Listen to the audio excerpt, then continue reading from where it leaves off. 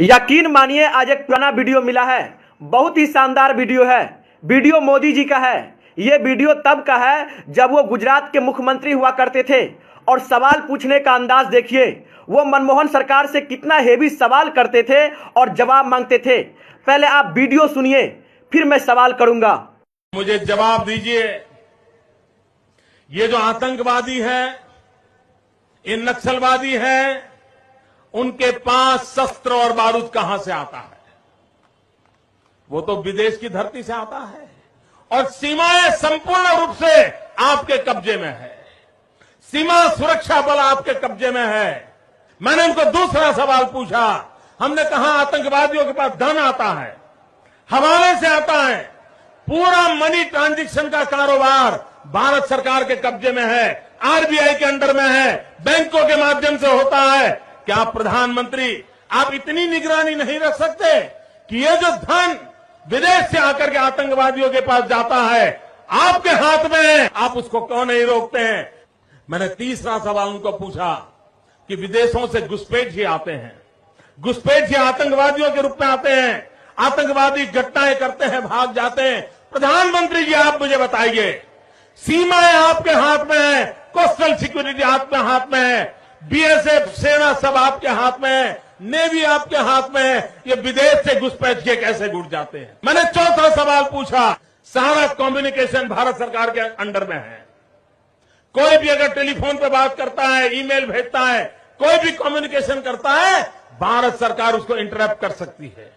Interrupt कर करके जानकारियां पा सकती है कि आतंकवादी गतिविधि के अंदर कौन सा कम्युनिकेशन चल रहा है और आप उसे रोक सकते हो।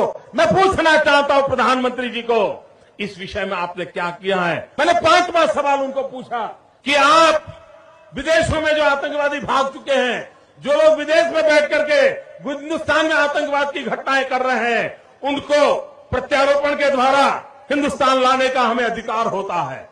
आपकी विदेश नीति में वो क्या ताकत है? एक बार इन पांचों चीजों पर कुछ करके दिखाइए, आतंकवाद जड़ मूल से उखड़ जाएगा। राज्यों के अधिकार हथिया करके राजनीति के करने के खेल छोड़ दीजिए। भाइयों बहनों, दिल्ली की सल्तनत के पास मेरे इन सवालों के जवाब नहीं है। कितना अच्छा वीडियो है, सुन के मजा आ गया। मोदी जी आप सवाल लाजवाब करते हैं। क्या पूछा है आपने? कृपया करके इन्हीं सवालों के जवाब आप दे दीजिए। जो सवाल आपने पूछे हैं, आज वही सवाल देश की जनता आपसे पूछ रही है।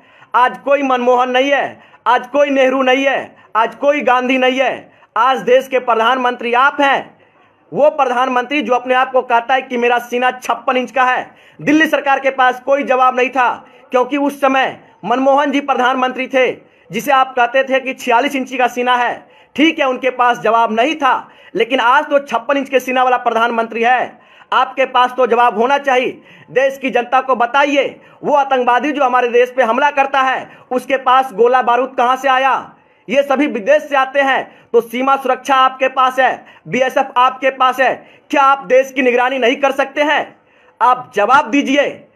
आतंकवादियों के पास पैसा कहां से आता है? दाना पानी कहां से आता है? विदेश से आता है। कैसे आ जाता है मोदी जी?